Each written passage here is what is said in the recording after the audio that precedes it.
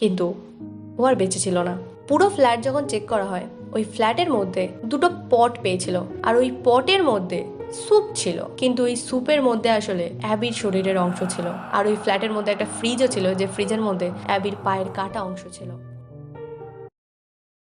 Influencer যারা হয় তারা তাদের লাইফটা সোশ্যাল মিডিয়াতে খুব লাক্সারিয়াস দেখানোর চেষ্টা করে, কিন্তু অতটাও লাক্সারিয়াস লাইফে কিন্তু তারা থাকে না। কিন্তু আজ যার কেসটা বলবো, সে আসলেই তার লাক্সারিয়াস লাইফটাই ছিল। সেলিব্রিটি ফ্রেন্ডস, হাই প্রোফাইল লোকজনদের সাথে ওঠা বসা, প্রায় টাইম ফ্যাশন ইভেন্ট অ্যাটেন্ড করা, এগুলো তার নর্মাল লাইফের কাজ ছিল। 100 মিলিয়নেরও বেশি ইনকাম করতো মাত্র 28 বছর বয়সেই। সাকসেসফুল যে কথাটা, সেটা আসলেই ওর নামের পাশে পারফেক্টলি বসে। তবে এমন কিছু হয়েছিল যেটার জন্য মাত্র 28 বছর বয়সেই ওকে ওর জীবনটা দিতে হয়। খুব রিসেন্ট কেস এটা, 21 ফেব্রুয়ারি 2023 ঘটেছে। এখনো যেহেতু অনগোয়িং কেস, তার জন্য হয়তো কিছু কিছু তথ্য চেঞ্জ হতেই পারে পরে। তবে যতটা জানা গেছে আজকে তোমাদের সেটাই বলবো।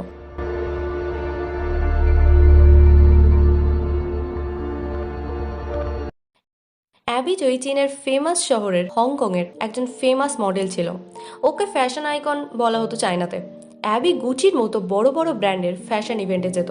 ওর ইনস্টা প্রোফাইল দেখলেই বোঝা যায় আসলেই খুব বড় লোকের লাইফস্টাইল কেমন হয়। ও ওর মেন ফ্যাশনের জন্যই কিন্তু সোশ্যাল মিডিয়াতে ফেমাস ছিল।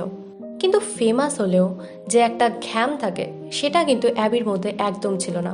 অ্যাবি খুবই ভালো একটা মেয়ে ছিল, আর ও যাদের সাথে কাজ করতো তারাও কিন্তু ওর ওই স্বভাবের জন্যই ওকে পছন্দ করতো। অ্যাবি চয়ের জন্ম হয়েছিল 15 জুলাই 1994 সালে। হংকংয়ের বেশ বড়লোক ফ্যামিলিতেই অ্যাবির জন্ম হয়। ও নর্মালি গুচি বা ব্র্যান্ডের যেসব জামা কাপড় হয় সেগুলোই পরতো, আর দেখতেও তো বেশ সুন্দরী ছিল। তার জন্য সোশ্যাল মিডিয়াতে ওর নর্মালি ন্যাচারাল যেসব ছবি সেগুলো ছাড়তেই কিন্তু ও খুব ফেমাস হয়ে যায়। আর ওর যে ফ্যাশনটা, সেটা লোকে ট্রাই করতে চাইতো। আর 2012-13 সালের দিকে এত দামি ব্র্যান্ড তো নর্মালি কেউ পরতে পারতো না, বড় লোকরাই পরতো। তার জন্য অ্যাবি কিন্তু সবার চোখে পড়ে যায়। আর কিছুদিনের মধ্যেই চায়নার বড় যেসব জামার ব্র্যান্ড, তাদের মডেল হিসেবে কাজ করতে শুরু করে অ্যাবি। অ্যাবি ওর প্রায় সব টাকাই ব্র্যান্ড যে কোলাবোরেশন করতো তার থেকেই ইনকাম করতো। আর এর জন্যই কিন্তু অ্যাবি 18-19 বছর বয়স থেকেই চায়নার যেসব বড় বড় কোম্পানি ছিল সেখানে বিজনেসের জন্য ও নিজের টাকা লাগাতে শুরু করে। তবে এটা তো ছিল বিজনেসের কথা, কিন্তু ও এতটাই ভালো ছিল যে বিড়াল কুকুর মানে পশুদের যে চ্যারিটি হয় সেখানে ও টাকা ডোনেট করতো। আর প্যারিসের যে ফ্যাশন ইভেন্টটা হয় সেখানেও কিন্তু অ্যাবিকে প্রায় টাইম দেখা যেত। অ্যাবি 2016 সালে ওর লং টাইম বয়ফ্রেন্ড ক্রিস টামকে বিয়ে করে নেয়।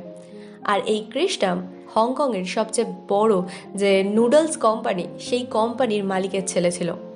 অ্যাবি আর ক্রিস ছোটবেলা থেকেই দুজনে একসাথে একই স্কুলে পড়তো। তবে স্কুল লাইফে অ্যাজ এ ফ্রেন্ড হিসেবে মেলামেশা করতো। তবে বিজনেসের জন্যই পরে ওরা রিলেশনশিপে চলে আসে, আর শেষে 2016 সালে বিয়ে করে। অ্যাবি ক্রিসকে বিয়ে করার পরে ওদের দুটো বেবি হয়। আর অ্যাবি এমন একটা মেয়ে ছিল, ও যতই কাজ করুক ওর বাচ্চাদের কিন্তু অবশ্যই টাইম দেবে, দিনে একটা টাইম হলেও। আর ও এতটাই ভালো মেয়ে ছিল যে নিজের বাচ্চাকে তো টাইম দিত, তাছাড়াও কিন্তু ওর শ্বশুর শাশুড়িকেও টাইম দিত। সারাদিনও যতই কাজ করুক, রাতের বেলা এসে কিন্তু ক্রিসের মা আর বাবার সাথে একসাথে বসে ডিনার করতো। আর এটা ওর নিত্য রুটিন ছিল। তার জন্যই কিন্তু ওর যে শ্বশুর শাশুড়ি ওকে খুব ভালোবাসতো। এদের ফ্যামিলিটা বাইরে থেকে দেখতে খুবই সুন্দর লাগতো, আর ভেতরেও কিন্তু সত্যিই খুব সুন্দর ছিল। তবে অ্যাবির একটা পাস্ট ছিল। আসলে অ্যাবির একটা আগের বিয়ে ছিল, আর সেইখানে ওর দুটো বাচ্চা ছিল। আসলে টোটাল অ্যাবির 4টে বাচ্চা ছিল, আর ও 4টে বাচ্চাকেই টাইম দিত। যখন 2012 সালে অ্যাবির 18 বছর হয়, তখন অ্যাবি ওর সেম এজের একটা ছেলেকে বিয়ে করে। ছেলেটার নাম ছিল অ্যালেক্স। অ্যালেক্সকে বিয়ে করার পরেই ওদের দুজনার দুটো বেবি হয়। তবে এত ছোট বয়সে বিয়ে করলেও অ্যাবিকে ওর বাবা মা আটকায়নি, নর্মালি ওকে ওখানেই থাকতে দিয়েছিল। আর তাছাড়া অ্যাবি যে বাড়িতে বিয়ে করেছিল সেটা কিন্তু মধ্যবিত্ত ফ্যামিলি ছিল, মানে অ্যালেক্স কিন্তু মধ্যবিত্ত ছিল, ওর বাবা একজন পুলিশ অফিসার ছিল। তবে চায়নাতে এটা একটা ব্যাপার আছে, বড়লোক বড়লোককেই বিয়ে করে আর গরিব কিন্তু গরিবকে বিয়ে করে। কিন্তু অ্যাবি যেহেতু অ্যালেক্সকে পছন্দ করতো বা ভালোবাসতো, তার জন্য কিন্তু ও মিডল ক্লাস এই ব্যাপারটা কিছু দেখেনি, ও জাস্ট ভালোবেসে বিয়ে করে নিয়ে ওদের বাড়ি চলে এসেছিল। তবে অ্যাবি যেহেতু তখন থেকেই ইনকাম করতো, তাই ইনকামের যা টাকা বেশিরভাগ টাকাই কিন্তু ও শ্বশুর বাড়িতে দিত। এমনকি অ্যালেক্সের যে দাদা, সেই দাদার জব ছেড়ে দেয়, মানে কোম্পানি থেকে ওকে বের করে দেয়। আর তারপরে অ্যাবি ওর দাদাকে ওর পার্সোনাল ড্রাইভার হিসেবে রেখে দেয়। আর চায়নাতে একটা ড্রাইভারের বছরে যতটা ইনকাম হয়, অ্যাবি 1 মাসে অ্যালেক্সের দাদাকে সেই টাকাটা দিত। তবে এরপরে পার্সোনাল কারণেই অ্যালেক্স আর অ্যাবির কিন্তু ডিভোর্স হয়ে যায়। তবে ডিভোর্স হলেও অ্যাবি কিন্তু ওর শ্বশুর বাড়ির সাথে সম্পর্ক ভেঙে দেয় না। নর্মালি যেমন অ্যাবির শ্বশুর বাড়ির সাথে আগে যে সম্পর্কটা ছিল, ডিভোর্স হওয়ার পরেও কিন্তু সেম সম্পর্কও রেখেছিল। এমনকি এক্স হাজবেন্ড হওয়া সত্ত্বেও কিন্তু অ্যাবি ওর এক্স হাজবেন্ডের সাথে যথারীতি দেখা করতো, খাওয়া দাওয়া করতো, সবকিছু করতো। এমনকি যে এই যে বিয়েটা হলো 2016 সালে ক্রিসের সাথে, এর পরেও কিন্তু অ্যাবি নর্মালি ওর এক্স হাজবেন্ডের সাথে মেলামেশা করতো। আর এই ব্যাপারটাতে ক্রিস কোনোদিনই অ্যাবিকে আটকায়নি। এমনকি ওর শ্বশুর বাড়ির লোকও, মানে ক্রিসের যে মা বাবা, সেও কিন্তু কোনোদিন অ্যাবিকে আটকায়নি এসব ব্যাপারে। আর এটার জন্যই কিন্তু অ্যাবি ওর 4টে বাচ্চাকে একসাথে দেখাশোনা করতে পারতো। অ্যালেক্সের ফ্যামিলিতে 4 জন আছে। অ্যালেক্সের দাদা আর ওর বাবা মা, এই 4 জন থাকে। আর আপাতত তো অ্যালেক্সের দাদা অ্যাবির ড্রাইভার হিসেবেই কাজ করছিল। এমনকি ক্রিসের সাথে অ্যাবির বিয়ে হওয়ার পরেও কিন্তু ড্রাইভার হিসেবেই কাজ করছিল। আর এর জন্যই কিন্তু ক্রিসের বাড়িতে অ্যালেক্সের দাদার যাওয়া আসা ছিল। আর যেহেতু অ্যালেক্সের দাদা যাওয়া আসা করতো, আর এদিকেও অ্যাবির সাথেও অ্যালেক্সের সম্পর্কটা ঠিকঠাক ছিল, তার জন্য কিন্তু কোনো অকেশন থাকলে ক্রিসের বাড়িতে এই 4 জন ফ্যামিলি মেম্বারকে ওরা সবসময় ডাকতো, যেটার জন্য কিন্তু অ্যালেক্সের ফ্যামিলি ক্রিসের বাড়িতে ইজিলি আসা যাওয়া করতে পারতো। আর এটাই অ্যাবির যথেষ্ট সুবিধা হতো ওর 4টে বাচ্চাকে একসাথে দেখাশোনা করার জন্য। তবে একটু আগেই বললাম যে অ্যাবির প্রেজেন্ট শ্বশুর শাশুড়ির কিন্তু কোনো প্রবলেম ছিল না অ্যালেক্সের বাড়ির লোকের থেকে। আর এখানে এটাও জানা যায় যে অ্যালেক্সের বাবাকে ক্রিসের বাবা আগে থেকেই চিনতো বিজনেসের জন্য।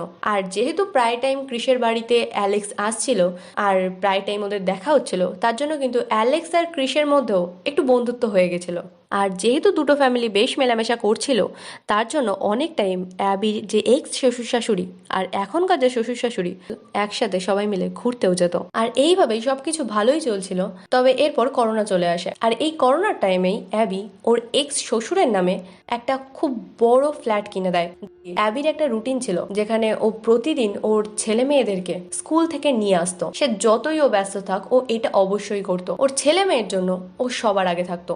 প্রতিদিনের মতো ওর কাজ সেরে ছেলে মেয়েকে স্কুল থেকে বাড়ি নিয়ে আসার জন্য দাঁড়িয়েছিল। অ্যালেক্সের দাদা গাড়ি নিয়ে প্রতিদিনের মতো পৌঁছায়। আর দিনটা ছিল 21শে ফেব্রুয়ারি। অ্যালেক্সের দাদা গাড়ি আনতেই অ্যাবি নর্মালি গাড়িতে উঠে যায় ওর বাচ্চাদের আনার জন্য। কিন্তু গাড়িটা কিছু দূর যাওয়ার পর ওর এক্স যে শ্বশুর, সে হঠাৎ গাড়িতে উঠে যায়। আর তারপরে কিছুটা যাওয়ার পর অ্যালেক্সও নিজে গাড়িতে ওঠে। তবে এরপরে গাড়িতে কি হয় কেউ জানে না, কারণ এরপরেই অ্যাবির কোনো খোঁজ পাওয়া যায় না। ও আর স্কুলে গিয়ে পৌঁছায় না। অ্যাবির বাড়ির লোক, মানে ওর শাশুড়ি, অ্যাবিকে এরপর ফোন করে যে ছেলে মেয়েকে এখনো পর্যন্ত স্কুল থেকে আনলে না। কিন্তু অ্যাবির ফোনই ঢোকে না, ওর ফোন সুইচ অফ আসছিল। যেটা দেখে অ্যাবির শাশুড়ি তো বেশ চিন্তায় পড়ে যে কি হলো, এখনো পর্যন্ত আসছে না। তার জন্য অ্যালেক্সের দাদাকে ফোন করে যে অ্যাবি এখনো পর্যন্ত বাড়ি আসেনি, কোথায় ও এখন। যেটাই অ্যালেক্সের দাদা বলে যে আমি তো আনতে যাইনি আজকে অ্যাবির সাথে আমার কথাই হয়নি। এটা শুনে ওর শাশুড়ি বেশ চিন্তায় পড়ে যায় যে প্রতিদিনের রুটিন তো সেম থাকে। তার জন্য ক্রিসের মা কিন্তু অ্যাবির কথা চিন্তা করে পুলিশকে জানিয়ে দেয় যে এখনো পর্যন্ত অ্যাবি বাড়ি আসেনি, তো একটু দেখো। অ্যাবি যেহেতু বেশ নাম করা ছিল, তার জন্য কিন্তু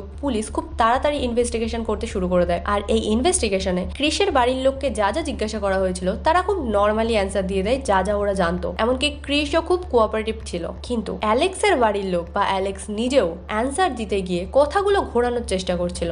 আর পুলিশের ইনভেস্টিগেশনে যতগুলো কোশ্চেন করার ছিল সেগুলো হয়ে গেলে অ্যালেক্স আর অ্যালেক্সের বাড়ির লোক খুব তাড়াতাড়ি পুলিশ স্টেশন থেকে চলে যায়। যেটা দেখে পুলিশের একটু সন্দেহ হয়। তার জন্য কিন্তু পুলিশ অ্যালেক্সের বাড়ির লোকেদের ব্যাপারে একটু ওদের ডেটাতে চেক করে যে আদৌ কোনো ক্রিমিনাল রেকর্ড নেই তো এদের নামে। কিন্তু এরপরে পুলিশ যখন খুঁজতে শুরু করে ওদের ডেটাতে, দেখে যে 4 জনের নামেই পুলিশ কেস করা আছে। এরা 4 জনেই আসলে ক্রিমিনাল, যাদেরকে অনেক দিন ধরে খোঁজা হচ্ছিল। এটা দেখে পুলিশ আন্দাজ করে নেয় যে অ্যালেক্সের বাড়ির লোকই অ্যাবির সাথে কিছু করেছে, আর হয়তো অ্যাবিকে শেষও করে দিয়েছে। অ্যালেক্স একজন স্ক্যামার ছিল। ও ডেটিং সাইটে গিয়ে ছেলে মেয়েদেরকে ফেক প্রোডাক্ট বিক্রি করতো। আর ও যেহেতু অ্যাবির টাকায় বেশ লাক্সারি লাইফেই চলতো, তাই ওর প্রোফাইলটাও সেরকম বড় লোকদের মতো করে রেখেছিল। তাই বেশিরভাগই সবাই ওকে বিশ্বাস করতো। আর এতে অ্যালেক্স ওদের টাকা নিয়ে ওদেরকে ধোকা দিত। এছাড়াও ও অনেক বড় জায়গাতে চুরিও করেছিল। আর এতে ওর মা ওকে সাহায্য করেছিল। আর কম টাকা নয়, কোটি কোটি টাকা চুরি করেছিল। পুলিশ ওকে অনেকদিন ধরেই খুঁজে যাচ্ছিল, কিন্তু অ্যালেক্সের বাবা যেহেতু পুলিশে ছিল, তার জন্য কিন্তু কেসটা পুরো ধামাচাপা দিয়ে রেখেছিল। এছাড়াও অ্যালেক্সের দাদা কোনো ধোয়া তুলসী পাতা নয়। একটা লোন নিয়েছিল ব্যাংক থেকে, আর সেই লোন ফেরাতে না পেরে ওখানেও খুব গন্ডগোল করেছিল, যেটার জন্য পুলিশ ওর দাদাকেও খুঁজছিল। আর ওর বাবা তো কোনো রিটায়ার পুলিশ অফিসারই নয়। ওর বাবা হচ্ছে সব থেকে খারাপ লোক। ওর বাবা ডিউটিতে থাকার টাইমে অনেক মেয়ে যারা হেল্পের জন্য পুলিশ স্টেশনে আসতো তাদের সুযোগ নিত। মানে বুঝতেই পারছো যে অ্যালেক্সের বাবা কি ধরনের লোক ছিল। অ্যালেক্সের বাবার এই সব করার জন্যই কিন্তু অ্যালেক্সের বাবাকে পুলিশের জব থেকে বের করে দেওয়া হয়। পুলিশ যেহেতু এদেরকে সন্দেহ করে নিয়েছে, তার জন্য এদেরকেই এবার ফলো করতে শুরু করে। আর সিসিটিভি ফুটেজে যে যে জায়গা থেকে অ্যাবির গাড়ি গিয়েছে সেই সব জায়গাতে পুলিশ এবার খুঁজতে শুরু করে দেয়। আর এরমভাবে খুঁজতে খুঁজতে লাস্ট যেখানে অ্যাবির গাড়িটা ছিল সেইখানে এবার পুলিশ পৌঁছে যায়। আর সেটা একটা ফ্ল্যাট ছিল। আর সেই ফ্ল্যাটে যখন ঢোকে তখন অ্যালেক্সের বাবা মা আর দাদাকে পেয়ে যায়। আর ওই ফ্ল্যাটেই অ্যাবিকেও পাওয়া যায়, কিন্তু ও আর বেঁচে ছিল না। পুরো ফ্ল্যাট যখন চেক করা হয়, ওই ফ্ল্যাটের মধ্যে দুটো পট পেয়েছিল, মানে যে বড় বড় 60-70 জনের জন্য রান্না করা হয়, যেসব ডেকচিগুলো হয় সেইগুলো ছিল আসলে। আর ওই পটের মধ্যে স্যুপ ছিল, কিন্তু ওই স্যুপের মধ্যে আসলে অ্যাবির শরীরের অংশ ছিল। আর ওই ফ্ল্যাটের মধ্যে একটা ফ্রিজও ছিল, যে ফ্রিজের মধ্যে অ্যাবির পায়ের কাটা অংশ ছিল। পুলিশ এইসব দেখার পর সবকিছু চেক করে অ্যাবির যেসব জিনিসগুলো পাওয়া গেছে সেগুলো তো নিয়ে যায়। আর তাছাড়া ওই ফ্ল্যাটের মধ্যে প্রচুর চাকু, মিক্সি এইসব পড়েছিল। যে আর ওই স্যুপটা ওই জন্যই ওরা করেছিল যাতে কোনো এভিডেন্স না পাওয়া যায় অ্যাবির, কিন্তু তাও পুলিশ পেয়ে যায়। আর ওই স্যুপের মধ্যে অ্যাবির যে দাঁতের যে অংশটা সেটা পেয়ে যায়। আর ওটা ডিএনএ টেস্ট করে ইজিলি বোঝা যায় যে এটা অন্য কেউ নয়, এটা আসলে অ্যাবি। আর ওখানে তো অ্যালেক্সের বাবা মা আর দাদাকে পেয়েছিল, তো পুলিশ সাথে সাথে নিয়ে এসে ওদেরকে জিজ্ঞাসাবাদ করতে শুরু করে যে কেন এসব করেছিল। আসলে অ্যাবি যে ফ্ল্যাটটা অ্যালেক্সের বাবার নামে লিখে দিয়েছিল, সেই ফ্ল্যাটটা আসলে অ্যালেক্সের বাবা বেচতে চাইছিল, কিন্তু অ্যাবি এতে রাজি ছিল না। অ্যালেক্স বাবা যেহেতু বেচতে চাইছিল, অ্যাবি প্রথমে ভেবেছিল যে হয়তো এই বাড়িটা অনেক বড়, ওদের থাকতে প্রবলেম হচ্ছে। তার জন্য অ্যাবি ওর এক্স শ্বশুর শাশুড়িকে বলে যে আমি আপনাদেরকে আরও একটা বাড়ি কিনে দেবো, এত বড় বাড়ি দেবো না, ছোটোর মধ্যেই দেবো, কিন্তু এই বাড়িটা আমি বেচতে পারবো না। আর যাতে অ্যাবির এক্স শ্বশুর ফ্ল্যাটটাকে বেচতে না পারে, তার জন্য কিন্তু অ্যাবি ওর লয়ারের সাথেও কথা বলে রেখেছিল যে আমার মত ছাড়া যেন কেউ এই ফ্ল্যাটটাকে বেচতে না পারে। এইসব কথাই আসলে বুড়ো সহ্য হয়নি। ওরা আসলে অ্যাবির টাকায় এতটাই লাক্সারিয়াস লাইফে চলছিল যে অ্যাবির টাকায় ওদের আর হচ্ছিল না, ওদের আরও চাই, এরম একটা ব্যাপার হয়ে গেছিল। তার জন্যই কিন্তু এই বাড়িটা বেচে পুরো টাকা নিতে চাইছিল বুড়োরা। আর এর জন্যই অ্যালেক্সের বাবা 2 মাস ধরে প্ল্যান করে যাচ্ছিল অ্যাবিকে সরিয়ে দেওয়ার। তার জন্য ওরা একটা কম দামি ফ্ল্যাট কেনে শহরের পাশেই। আর এই ফ্ল্যাটটা হচ্ছে সেই ফ্ল্যাটটাই যেখানে অ্যাবিকে পাওয়া গেছে।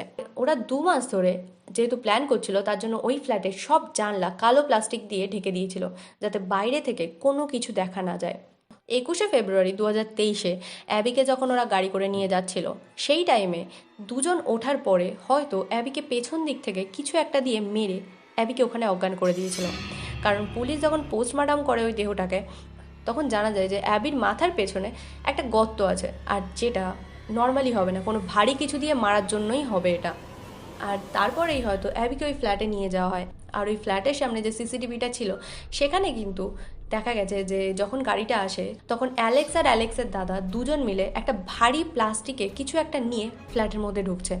তো এটা আশা করাই যায় যে অ্যাবিকে প্রথমে অজ্ঞান করে দেওয়া হয়েছিল, আর তারপরেই অ্যাবিকে ওই ফ্ল্যাটে নিয়ে যাওয়া হয়। তবে সিসিটিভি ফুটেজে আরও দেখা যায় যে রাতের বেলার দিকে অ্যালেক্স আর অ্যালেক্সের দাদা কালো প্লাস্টিকে করে কিছু জিনিস নোংরা স্তূপের দিকে ফেলে এসেছিল। যখন জিজ্ঞাসাবাদ করা হয় ওর দাদাকে যে কী আসলে ফেলে এসেছিল, তখন কিন্তু ওর দাদা বলে যে অ্যাবির জামা কাপড় বা যে পার্স, যা যা জিনিস সেগুলোই আসলে ওই স্তূপে ফেলে এসেছিল যাতে কেউ না পায়, কারণ স্তূপটা জাস্ট এরকম দেখতে ছিল। আর এই স্তূপের মধ্যে থেকে নর্মালি কেউ খুঁজে বের করবে না, তো এটাই ওরা ভেবেছিল। তবে হাইফাই মানুষ ছিল অ্যাবি, তাই পুলিশ ওই নোংরা স্তূপ থেকে অ্যাবির সব জিনিস খুঁজে বের করে 2 দিন টানা খোঁজ চালিয়ে। আর যখন পুলিশ ওই ফ্ল্যাটে গিয়েছিল তখন কিন্তু ওরা অ্যালেক্সকে পায়নি, অ্যালেক্সের বাবা মা আর অ্যালেক্সের দাদাকে পেয়েছিল। আসলে অ্যালেক্স শহর ছেড়ে পালানোর ধান্দায় ছিল, ও পালাতেই যাচ্ছিল, কিন্তু পুলিশ যেহেতু ওকে খোঁজার জন্য ওর ছবি দিয়ে দিয়েছিল, তার জন্য কিন্তু কয়েকজন ওকে দেখে চিনতে পেরে যায় আর পুলিশকে সাথে সাথে জানিয়ে দেয়। আর পুলিশকে জানাতেই ওকে অ্যারেস্ট করে নেয়। আপাতত এই 4জনই পুলিশ কাস্টাডিতে আছে। আর তার সাথে আরও 2জন নাকি ওদেরকে হেল্প করেছিল, তাদের 2জনকেও পুলিশ ধরে ফেলেছে। কিন্তু এখনও যেহেতু অনগোয়িং কেস, তাই সামনে কি হবে সেটা আপাতত ভবিষ্যতেই জানা যাবে। তবে এই কেসটা এমন একটা কেস যেখানে আমরা যার সাথে মিশছি বা আমাদের আশেপাশে যারা আছে তাদেরকেও বিশ্বাস করতে প্রবলেম হয়ে যায় যে আদৌ তাদের মোটিভটা কী, আদৌ তারা ভালো তো নাকি খারাপ। তো নিজেকে সেফ রাখো, নিজের ফ্যামিলির সাথে টাইম কাটাও, বেশি বাইরের লোককে বিশ্বাস করো না, একটু ভেবেচিন্তে বিশ্বাস করো। তো কেমন লাগলো ভিডিওটা সেটা অবশ্যই জানাতে ভুলো না। ভিডিওটা ভালো লাগলে একটা লাইক করো, কারণ লাইক করলে লোকের কাছে পৌঁছাবে।